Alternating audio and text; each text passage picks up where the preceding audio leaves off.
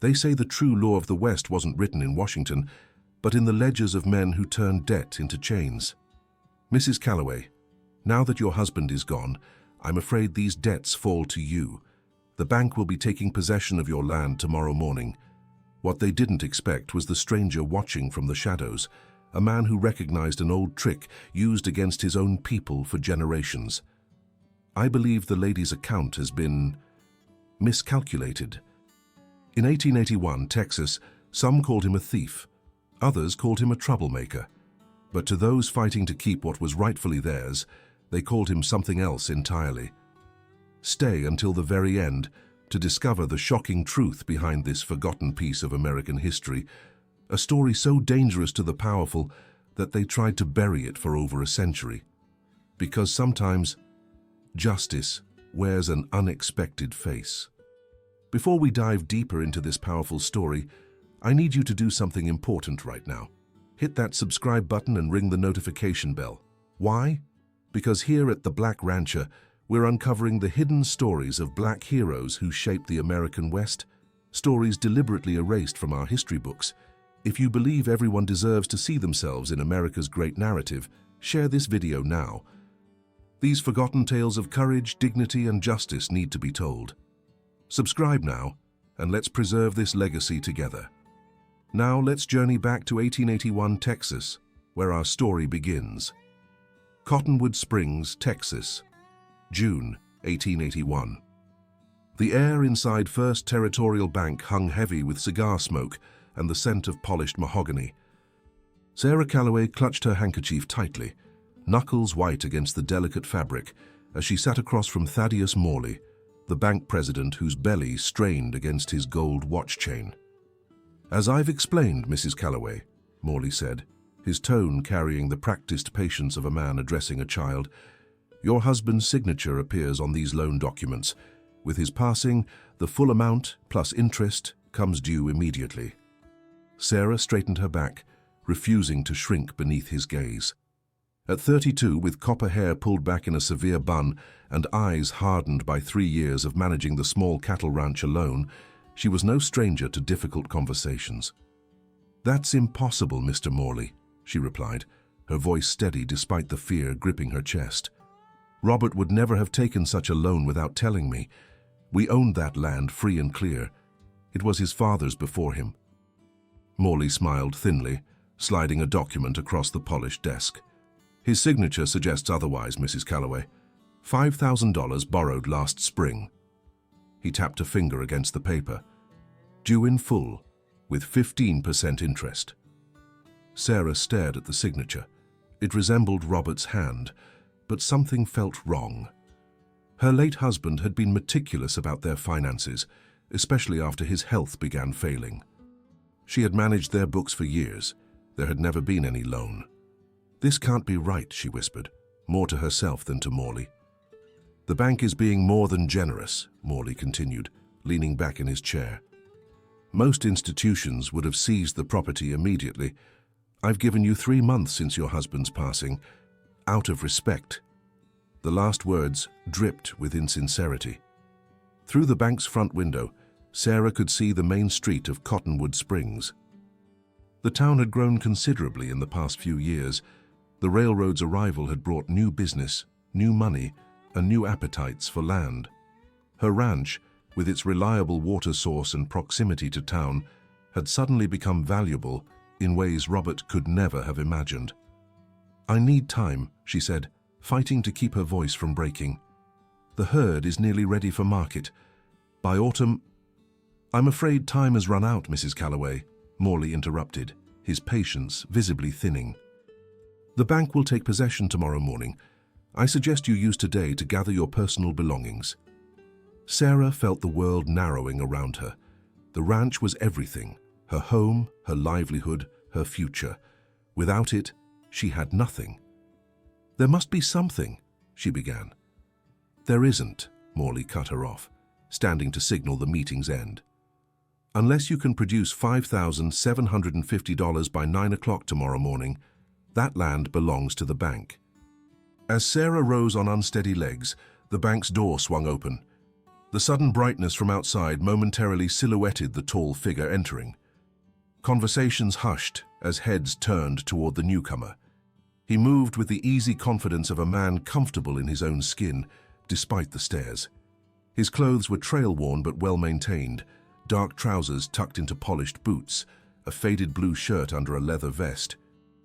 The well-worn Stetson shadowed features that bore the evidence of years under harsh sun, but it was the color of his skin that caused the bank to fall silent. Black men weren't uncommon in Cottonwood Springs since the war, but they rarely entered establishments like First Territorial on business of their own. "I believe I'm next," the stranger said, his deep voice carrying a hint of Eastern education that surprised Sarah even more than his appearance. Morley's expression soured. "Wait outside. I have important matters to discuss with my associates." The stranger didn't move. Instead, his eyes, intelligent and observant, moved from Morley to Sarah, noting her reddened eyes and the document still clutched in her trembling hand. "I'm here about a land purchase," the man continued evenly. "I understand that's your specialty, Mr. Morley." There was something in his tone, a subtle challenge, that made Sarah take a second look at the stranger.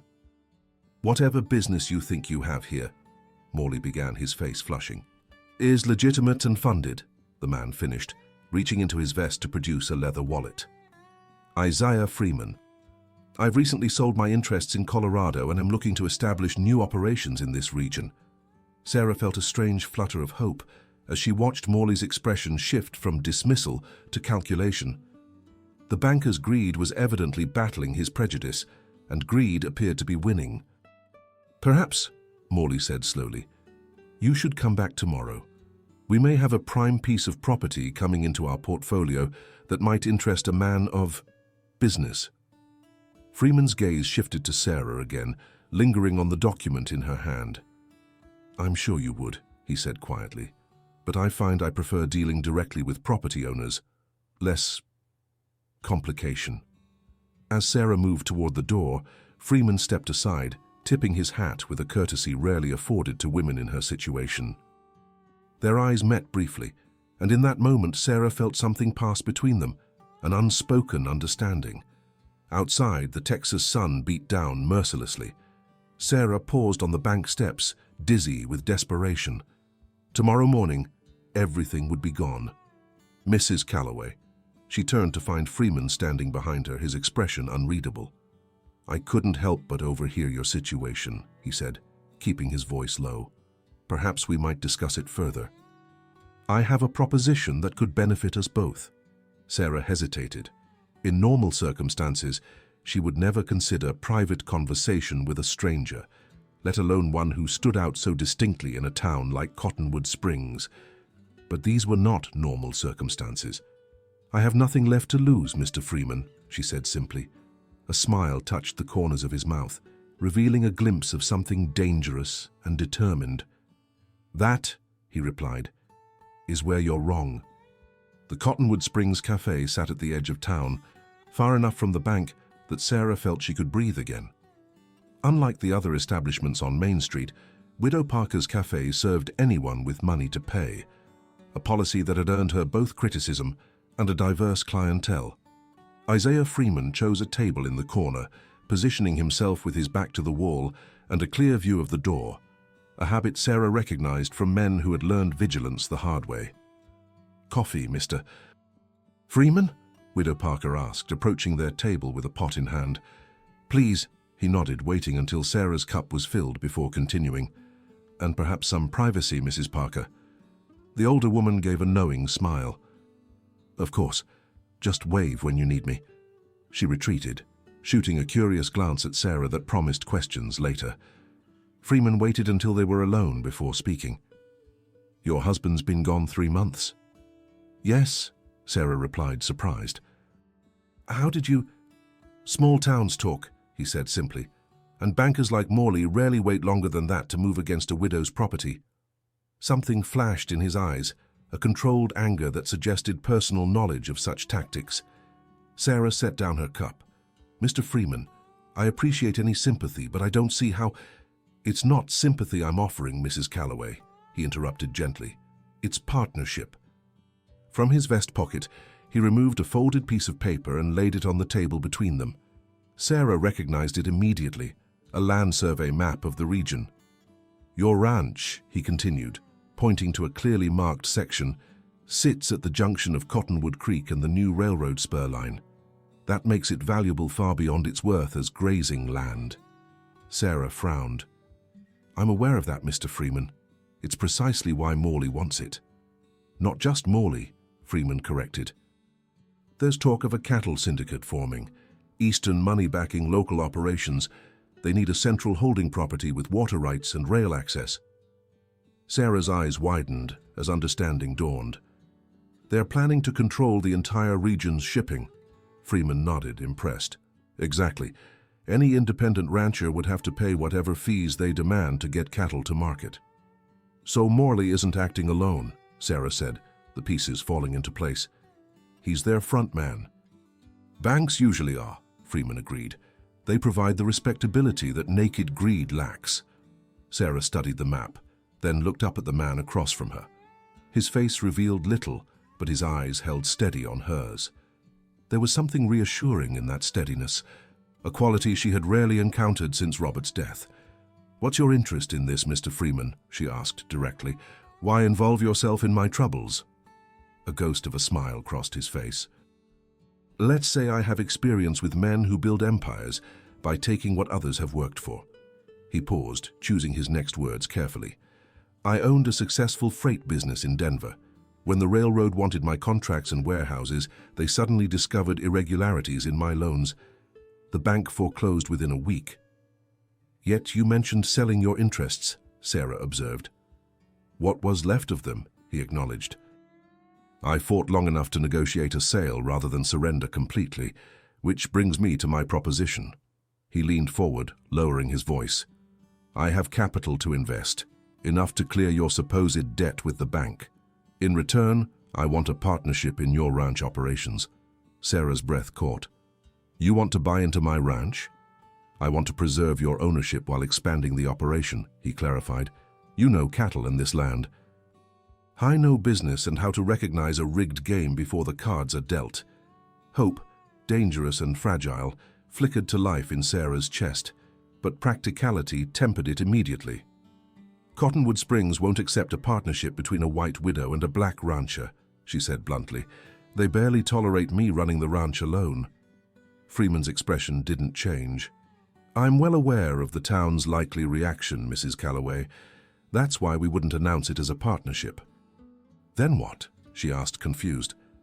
"On paper, I would be purchasing your ranch outright," he explained. "The town would believe you're leaving, returning to family back east, perhaps. In reality, you'd remain as the operations manager, with your ownership converted to a private contract between us." Sarah considered this, turning the implications over in her mind. "You'd be taking a considerable risk, Mr. Freeman. If our arrangement was discovered—" "Risk is relative, Mrs. Calloway," he replied evenly. "I've found that people see what they expect to see. They expect you to fail and me to know my place. Their certainty creates our opportunity." Sarah studied him, trying to discern his true motives. "Why would you do this? There must be less complicated investments available." Freeman was silent for a moment, his expression thoughtful. "My father was born a slave in Kentucky," he finally said. "He died a free man, but never owned anything that couldn't be carried away in the night. He taught me that true freedom requires land of your own." His eyes met hers directly. "When I see someone fighting to hold on to what's rightfully theirs, I recognize the battle." The cafe door swung open, admitting a group of ranch hands. Their boisterous conversation faltered as they noticed Freeman. Sarah was painfully aware of the stares directed their way. "We should conclude our business," Freeman said quietly. Sarah nodded, making her decision. "If we do this, I need your word on two things." "Name them." "First, my foreman and ranch hands keep their jobs. They've been loyal through hard times." Freeman nodded. "Agreed." "Second," she continued, "when we've built the operation to sufficient strength, we renegotiate to return majority ownership to me. I want my ranch back, Mr. Freeman, not just the appearance of running it." A genuine smile spread across his face. "Mrs. Calloway, nothing would please me more than to help you reclaim what's yours. He extended his hand across the table. "Do we have an agreement?" Sarah hesitated only briefly before taking his hand. His grip was firm, his palm calloused from work despite his business success. "We do, Mr. Freeman," she said. "Now, how exactly do you plan to handle Morley and his fraudulent loan?" Freeman's smile turned dangerous. "That, Mrs. Calloway, is where things get interesting. If you're enjoying this journey so far, don't forget that you're watching The Black Rancher, where we uncover the hidden stories of courage and determination that shaped the American West. Hit that like button right now if you want to see what happens when Isaiah Freeman confronts the banker. And remember to subscribe if you haven't already. We have new stories every week that history tried to erase. Now let's continue our story and see how our hero plans to turn the tables on those who thought they could steal a widow's legacy. Dawn broke over Cottonwood Springs with the promise of another scorching summer day. Sarah sat at her kitchen table, her father's pocket watch open before her, counting the minutes until 9 o'clock, the hour Morley had set for her eviction. The sound of approaching hoofbeats drew her to the window. 3 riders approached the ranch house, Isaiah Freeman at the center, flanked by 2 men she didn't recognize. All wore formal attire unusual for the dusty Texas plains. Sarah stepped onto the porch as they dismounted. Freeman tipped his hat in greeting, his expression confident but guarded. "Mrs. Calloway," he said formally, aware they might be observed, "may I introduce Mr. Daniel Haywood, attorney from Austin." He gestured to a slender white man with spectacles and a leather portfolio. "And Mr. James Washington, my personal secretary." The second man, also black but lighter skinned than Freeman, nodded respectfully. His clothing and bearing suggested education and city life rather than the frontier. "Gentlemen," Sarah acknowledged, noting how the formal introductions established a specific impression for anyone watching. "Please come inside." Once within the ranch house, Freeman's demeanor relaxed slightly. "Everything is prepared," he said, checking his pocket watch. "Mr. Haywood has reviewed all necessary documentation." The attorney cleared his throat. "Indeed, I've examined both the alleged loan agreement and the original deed to your property, Mrs. Calloway. There are irregularities that work in our favor." "What kind of irregularities?" Sarah asked. Haywood opened his portfolio, extracting several documents. "The loan document Mr. Morley presented bears your husband's signature dated last spring. However, according to county records, your husband transferred full ownership of this property to you 2 years ago, when his health began failing." Sarah's eyes widened. "He did. Robert never told me. A common practice among ranchers concerned about their mortality," Haywood explained. "He likely wanted to ensure the property couldn't be contested by distant relatives or creditors after his passing." "Which means," Freeman continued, "that any loan using this land as collateral would have required your signature, not his." Hope surged through Sarah. "So the loan is invalid?" "Potentially," Haywood cautioned. "However, banking institutions have considerable influence with local judges. Legal challenges could take months or years, during which time the bank would maintain possession." "Then what's our strategy?" Sarah asked, looking between the men. Freeman smiled. "We don't fight the loan. We pay it." From an interior pocket, Washington produced a leather banking folio. $6,000 in certified bank drafts from the Second National Bank of Denver, he explained. "More than enough to cover the alleged debt and interest." "But there's a condition," Freeman added. "We don't simply hand over the money. We're going to make a spectacle that Morley can't ignore or manipulate afterward." Sarah understood immediately. "Public pressure." "Exactly," Freeman agreed. "Morley relies on conducting his business behind closed doors. We're going to throw those doors wide open." The grandfather clock in Sarah's sitting room chimed 8 bells. They had 1 hour before Morley's deadline. "Mr. Washington will remain here," Freeman explained, "to witness and document everything. Meanwhile, Mrs. Calloway, you and I have an appointment at the bank." By 8:45, Main Street buzzed with unusual activity. Word had somehow spread that something momentous would occur at First Territorial Bank. Shopkeepers lingered in doorways, while ranch hands and townspeople gathered in small clusters, speculating. Sarah and Freeman, accompanied by Hayward, made their way down the boardwalk toward the bank. They presented a striking trio, Sarah in her best dress, Freeman in an immaculate black suit that emphasized his considerable height and dignity, and Hayward with the unmistakable bearing of legal authority. Whispers followed their progress. Sarah heard fragments, widow's ranch and colored businessman chief among them, but kept her eyes forward, chin raised. For the first time since Robert's death, she felt something beyond grief and fear. She felt powerful. Thaddeus Morley stood on the bank steps, flanked by Sheriff Davis, and two men Sarah recognized as representatives of the cattle syndicate Freeman had mentioned. Morley's smug expression faltered momentarily as he registered Freeman's presence alongside her. "Mrs. Calloway," Morley called out as they approached, his voice pitched to carry to the gathering crowd. "I see you've come to surrender your property deed as agreed. A wise decision." "Actually, Mr. Morley," Sarah replied equally loudly, "I've come to settle my husband's alleged debt in full."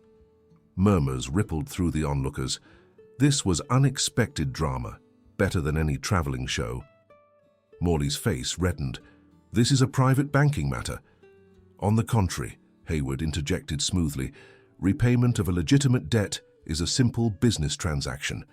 Surely First Territorial Bank conducts its affairs openly and honestly." The challenge hung in the air. Sheriff Davis shifted uncomfortably, conscious of the growing crowd. "Perhaps we should continue this inside," Morley suggested, his voice strained. "I think not," Freeman spoke for the first time, his deep voice carrying effortlessly. "Mrs. Calloway has been accused of failing to honor her obligations. It seems only fair that her fulfillment of those obligations be witnessed by the good people of Cottonwood Springs." More townspeople were arriving now, drawn by the confrontation. Among them, Sarah spotted Widow Parker and several of her ranch hands, their presence bolstering her resolve. Morley's eyes narrowed dangerously. "I don't know what game you're playing, Freeman, but this woman owes the bank $5,750, due by 9 o'clock this morning." "A debt based on a loan agreement signed by Robert Calloway last spring," Freeman stated. "Is that correct?" "It is," Morley confirmed stiffly. Freeman nodded to Hayward, who produced a document from his portfolio. "This is a copy of the property deed for the Calloway Ranch," the attorney announced, holding it up for all to see. "Filed with the county registrar 2 years ago, it shows that Robert Calloway transferred full ownership to Sarah Calloway well before the date of your loan agreement." The crowd's murmuring intensified. Sheriff Davis took a step closer, now genuinely interested. "What's your point, Counselor?" Morley demanded, though his confidence was visibly wavering. "My point," Hayward continued precisely, "is that any legitimate loan using the ranch as collateral would have required Mrs. Calloway's signature, not her husband's. The document you hold appears to be, at best, a misunderstanding. Or at worst," Freeman added quietly, "fraud." The word hung in the air like a thundercloud. Morley's face went from red to white. "That's a serious accusation," Sheriff Davis remarked, stepping forward, "one that could be examined in detail if necessary." One of the cattle syndicate representatives touched Morley's arm, whispering urgently. The banker seemed to deflate slightly before gathering himself. "Regardless of who signed," Morley countered, "the debt exists and must be paid today." "And so it shall be," Freeman replied. From his coat, he produced the bank drafts Washington had prepared. $6,000 in certified funds from Second National Bank of Denver, more than sufficient to clear the debt in question. He handed the drafts to Hayward, who presented them to Morley with formal precision. "You'll find everything in order, Mr. Morley." The banker examined the drafts with trembling hands, searching desperately for any flaw. Finding none, he looked up with undisguised hatred. "The debt is satisfied," he acknowledged through clenched teeth. "Excellent," Freeman smiled. "And now the matter of the property deed that you were so eager to claim this morning. I believe Mrs. Calloway should receive documentation confirming her continued ownership, free and clear of all encumbrances." Morley hesitated, looking to the syndicate men for guidance. One gave a barely perceptible nod. "That will take time to prepare," Morley hedged. "Fortunately," Hayward interjected, "I've taken the liberty of drafting the appropriate documentation." He produced another paper from his seemingly bottomless portfolio. It simply requires your signature as bank president, acknowledging receipt of full payment and relinquishing any claim to the Callaway property. The crowd had grown considerably now, with nearly half the town watching the drama unfold. Sarah noticed several prominent businessmen among them, their expressions calculating as they witnessed Morley's humiliation. With no graceful escape, Morley snatched the document, scrawled his signature and thrust it back at Hayward. "Consider our business concluded, Mrs. Callaway," he spat. "First, Territorial will no longer be servicing your accounts." Sarah stepped forward, meeting his gaze directly. "That's quite all right, Mr. Morley. I believe Second National Bank of Denver is opening a branch in Cottonwood Springs next month. I'll transfer my business there." This revelation, news to most of the crowd, caused another wave of whispers. The banking monopoly that had allowed Morley's predatory practices was ending. As Morley retreated into the bank, followed by his associates, Sheriff Davis lingered. "Impressive display, Mrs. Callaway," he said quietly. "Though you might have made a powerful enemy today." "Perhaps," she acknowledged, "but I've also made a powerful friend." She glanced at Freeman, who was accepting congratulations from Hayward. The sheriff followed her gaze, his expression unreadable. "That remains to be seen. This town has ways of dealing with those who don't understand their proper place." "Then perhaps," Freeman remarked, joining their conversation, "it's time this town learned some new ways." Davis studied him for a long moment. "Be careful, Freeman. Frontier justice can be unpredictable. So can justice of the more formal variety," Freeman replied evenly. "My attorney has copies of everything that transpired here. Any unfortunate accidents would receive thorough investigation from authorities beyond Cottonwood Springs." The warning was clear. Davis nodded slowly before walking away. As the crowd began to disperse, Sarah turned to Freeman. "That was remarkable," she said softly. "But what happens now? Morley and his associates won't simply accept defeat." Freeman offered his arm, which she took after only a moment's hesitation. "Now, Mrs. Callaway, we return to your ranch and implement the second phase of our plan." "Which is?" His eyes gleamed with strategic intelligence. "Making your property so essential to the region's prosperity that attacking it would be akin to attacking Cottonwood Springs itself." As they walked back toward their horses, Sarah felt the weight of stares, some curious, some hostile, some simply confused by the scene they had witnessed. But for the first time in months, she walked with her head high. Whatever came next, she was no longer facing it alone. Over the following weeks, Cottonwood Springs witnessed a transformation unlike anything in the town's brief history. The Callaway Ranch, previously a modest cattle operation, became the center of frantic activity. Freight wagons arrived daily, bringing supplies, equipment, and workers. The old barn was expanded, new corrals constructed, and the creek dammed to create a reliable water reserve. Most puzzling to the curious townspeople was the large structure being erected near the railroad spur, too substantial for a simple loading pen, yet its purpose remained unclear. Sarah and Freeman had enacted their plan with precise coordination. To the town, it appeared that Freeman had indeed purchased the ranch, with Sarah staying on temporarily to oversee the transition. Their private agreement, witnessed by Hayward and secured in the attorney's Austin office, told the true story, a partnership with a path to Sarah's eventual full ownership. On a sweltering August afternoon, Sarah stood beside Freeman on the porch of her ranch house, watching as workers raised the frame for the mysterious building. "The stockyards in Chicago have similar facilities," Freeman explained, responding to her unasked question. "A combination holding pen, auction house, and processing facility. When it's complete, any rancher in the region can bring cattle here for sale, storage, or shipping." Sarah grasped the implications immediately. "We'll be offering the services the syndicate planned to monopolize." "At fair rates," Freeman confirmed with satisfaction. "And with your foreman Martinez managing operations, the facility will have the respect of local ranchers." Sarah nodded, impressed by his foresight. Luis Martinez had worked for her husband for 15 years and was widely respected among the region's cattle operations. "There's something else you should see," Freeman continued, gesturing toward the smaller building that had been constructed near the main house. Inside, Sarah found a fully equipped office with a large desk, filing cabinets, and most surprisingly, a telegraph machine being installed by a young operator. Direct communication with markets in Chicago, Kansas City, and Denver, Freeman explained. We'll know cattle prices before anyone else in the region. This must have cost a fortune, Sarah remarked, running her hand along the polished desk. An investment, Freeman corrected.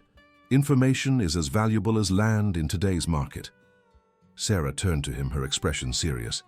You've done so much, Mr. Freeman. I'm beginning to wonder if I'll ever be able to repay my portion of these expenditures. His expression softened. You're contributing the most valuable asset, Mrs. Calloway, your knowledge and reputation. Besides, he added with a rare smile, the terms of our agreement give us 5 years to establish profitability before any repayment is due. The telegraph operator cleared his throat discreetly. Excuse me, sir, ma'am. Line's connected if you'd like to send a test message. Freeman nodded. Perfect timing. Please send the following to Mr. Washington in Denver. Facilities nearing completion. Advise syndicate representatives arriving next week. Require additional security measures. As the operator began tapping out the message, Sarah gave Freeman a questioning look. Syndicate representatives? She asked, once they were alone again. Morley's backers, Freeman confirmed. They've requested a meeting. Sarah felt a chill despite the summer heat.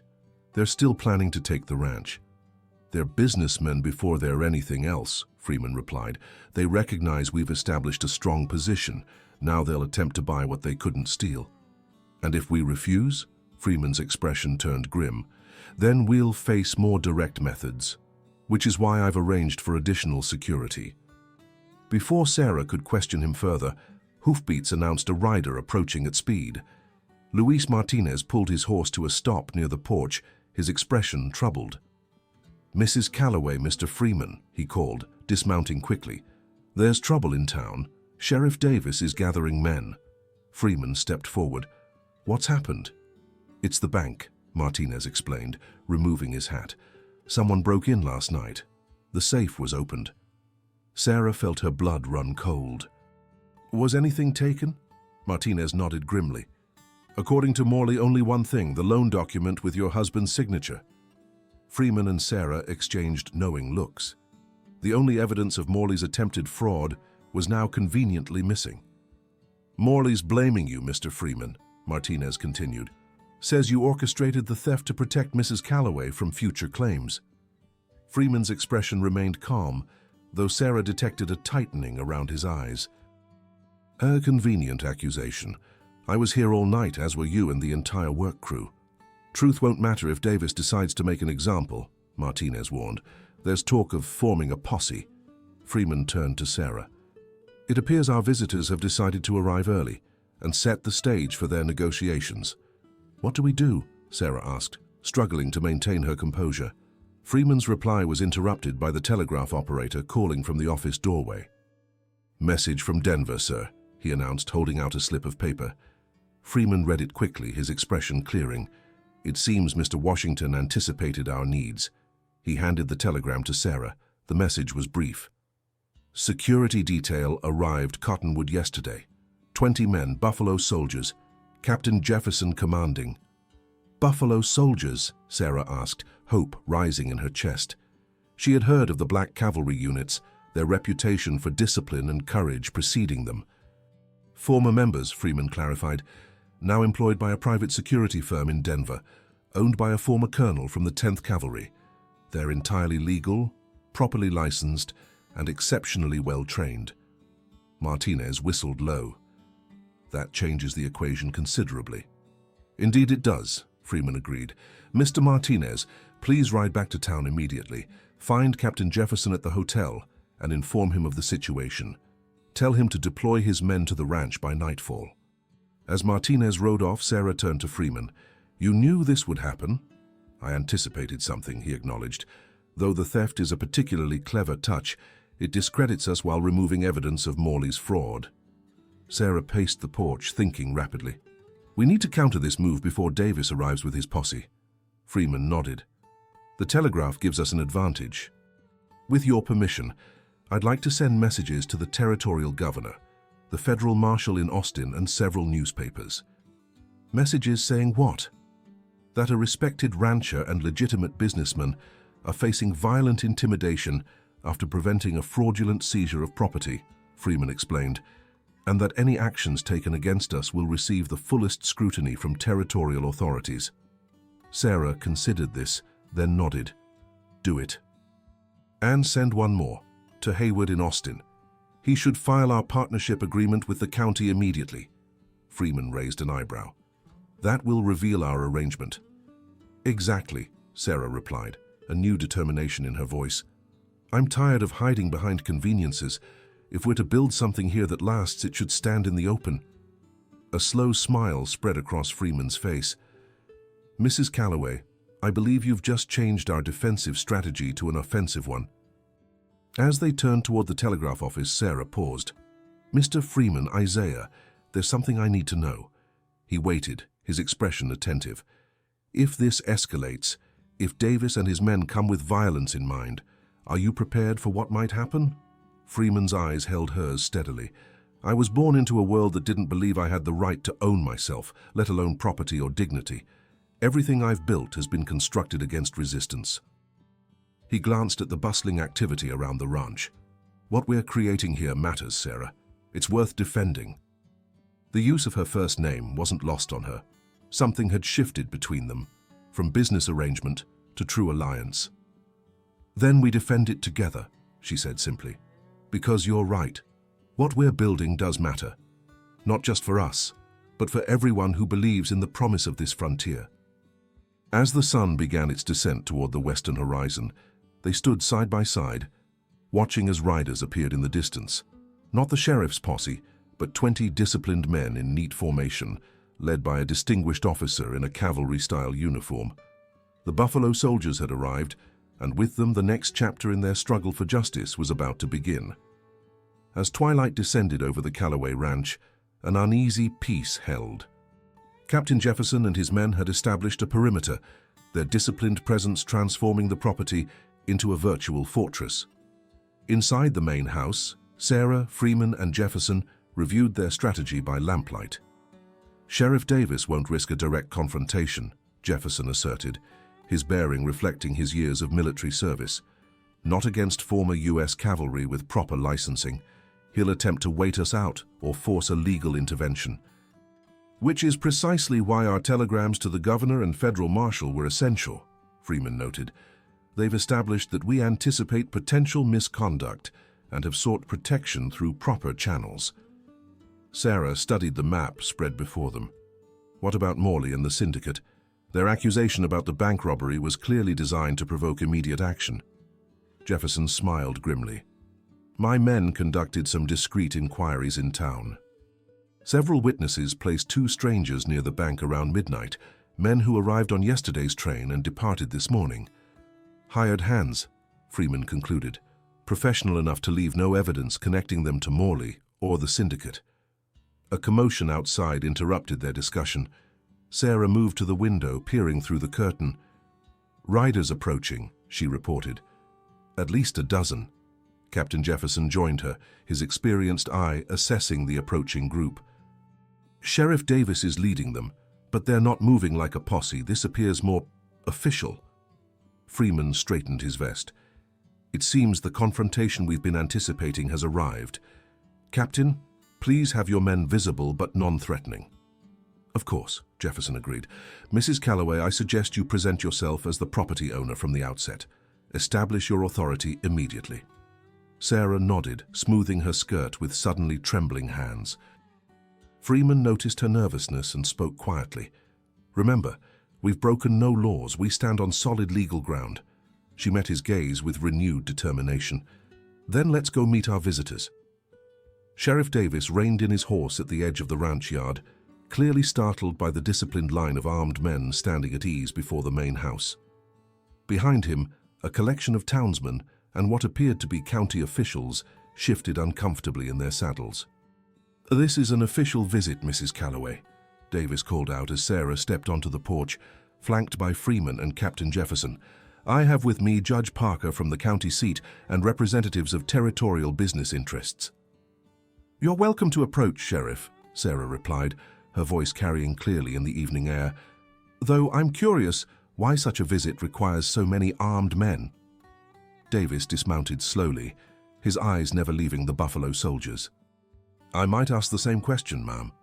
"The difference," Freeman interjected, "is that Mrs. Calloway's security detail is legally licensed and properly documented. Are all your companions similarly credentialed for law enforcement?" The question hung in the air unanswered.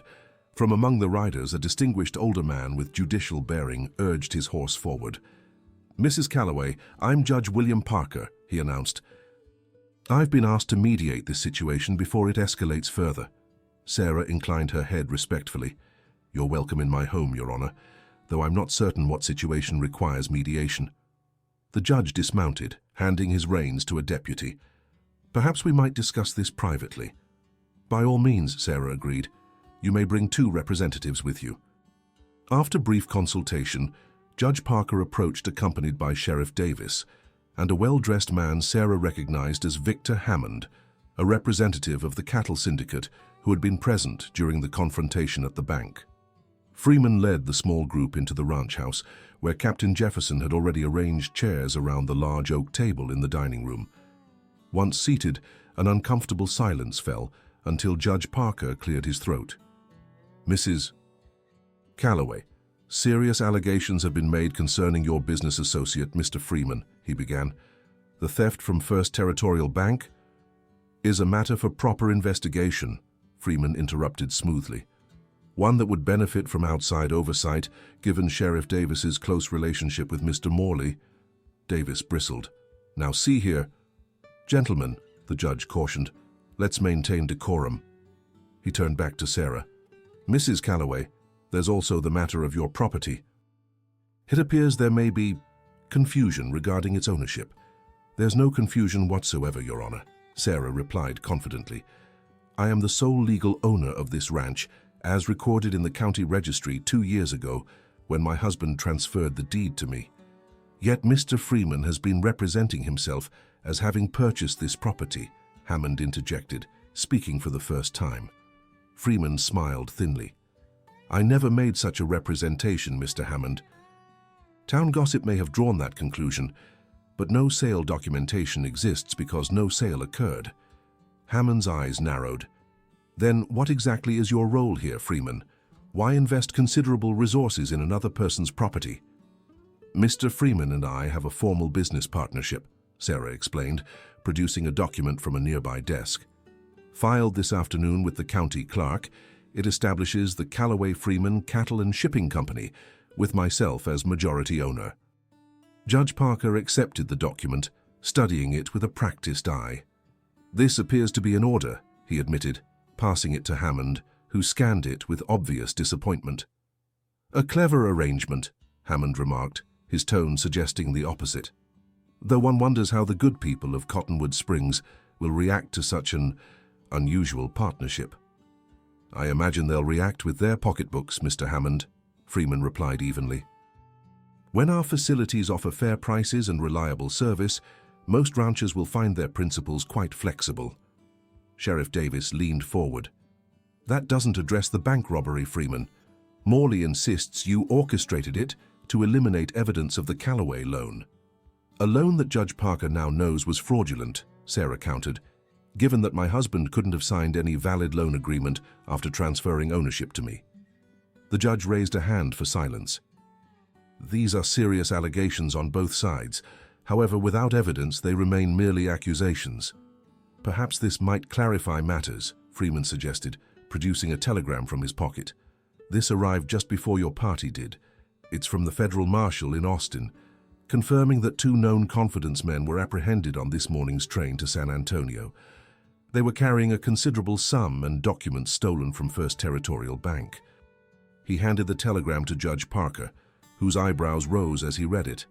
"It further states," Freeman continued, "that under questioning, these men implicated a prominent local banker in hiring them to remove evidence of financial impropriety." Davis paled visibly. Hammond's expression hardened to granite. "This is absurd," Hammond declared. "These criminals would say anything to reduce their sentences." "Perhaps," the judge acknowledged. "But it warrants investigation by federal authorities rather than local ones." He fixed Davis with a pointed stare. "Sheriff, I believe this development places the bank robbery investigation beyond your jurisdiction." Davis clenched his jaw, but nodded reluctantly. Hammond rose abruptly. "This changes nothing about the larger situation. Your partnership remains untenable in this community." Sarah stood as well, drawing herself up to her full height. "Mr. Hammond, I believe you're speaking for the cattle syndicate that attempted to use Mr. Morley to seize my property. Since that approach failed, perhaps you should present your actual proposal." Hammond looked momentarily taken aback before regaining his composure. "Very well, Mrs. Calloway. My associates are prepared to offer $30,000 for this property, 5 times its value as a cattle ranch." "An interesting offer," Freeman remarked, "though considerably less than the property's value with the improvements we've made and the shipping facilities nearly complete." "Those facilities are precisely the issue," Hammond snapped. "The syndicate has exclusive arrangements with the railroad. Your operation would interfere with established business interests." "Monopolistic interests," Sarah corrected, "which is why we've also secured our own contracts with the railroad, approved by their Chicago office yesterday." This revelation clearly shocked Hammond, who looked to Judge Parker for support. The judge, however, was studying the partnership agreement with renewed interest. "Mrs. Calloway, Mr. Freeman," he said thoughtfully, "you've clearly established legal standing for your enterprise. While Mr. Hammond's concerns about community acceptance are not entirely without merit, they don't constitute legal grounds for interference." He gathered his papers and stood. "Sheriff Davis, I believe our official business here is concluded. The federal investigation will proceed regarding the bank matter, and Mrs. Calloway's ownership rights are clearly established." "This isn't over," Hammond warned as they moved toward the door. "The syndicate has influence beyond this county." "As do we," Freeman replied calmly, "though we would prefer cooperation to conflict. Your syndicate members would be welcome to use our facilities at the same fair rates we'll offer all ranchers." Hammond didn't respond, his expression making clear that compromise wasn't in his vocabulary. As the judge and his party departed, Sarah and Freeman stood on the porch watching them ride away. Captain Jefferson joined them, relief evident in his bearing. "A successful outcome," he observed, "though I suspect Mr. Hammond is correct that this isn't truly over." "No," Freeman agreed. "But we've secured the legal high ground and publicly exposed their methods. Their next moves will need to be more subtle and likely focused on turning the community against us rather than direct confrontation." Sarah gazed out at the ranch, her ranch, with its new buildings and bustling activity. "Then we'll need to ensure the community sees the benefits of our operation quickly, starting with the autumn cattle drive." Freeman nodded appreciatively. "Using their self-interest to overcome their prejudice. A wise strategy, Mrs. Calloway." "Sarah," she corrected, turning to face him directly. "After all we've been through, I think we've earned first-name terms. Isaiah." His smile warmed his normally guarded features. "Indeed we have, Sarah." Captain Jefferson cleared his throat discreetly. "I'll check the perimeter before turning in. Good night, Mrs. Calloway, Mr. Freeman."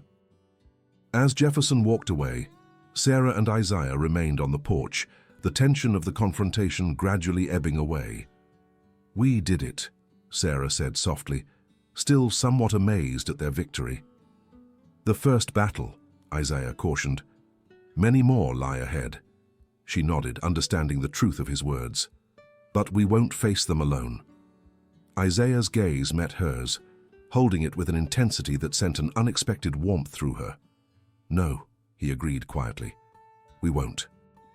In that moment, beneath the vast Texas sky studded with emerging stars, Sarah realized something had fundamentally changed. What had begun as a desperate alliance to save her ranch had become something more, a partnership built on mutual respect and shared vision. The Calloway Freeman Cattle and Shipping Company would face resistance, prejudice, and likely sabotage in the months ahead. But they had established something powerful, a foundation for a new kind of enterprise on the frontier, one that valued fairness over exploitation and cooperation over dominance. And perhaps, though neither of them had yet acknowledged it openly, they had laid the groundwork for something else as well, a personal connection that transcended business and defied the rigid boundaries of their time.